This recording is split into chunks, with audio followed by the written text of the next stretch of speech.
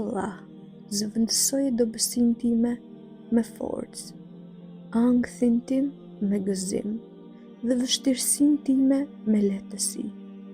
O Allah, bëj ditët tona ashtu siç dëshirojmë, nëse është e mirë për ne.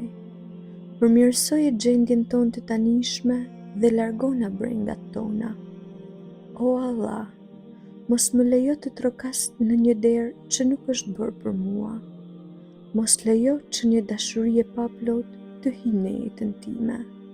Mos lejo që shpirti im të kapet pas diçkaje që nuk i përket. O Zoti im.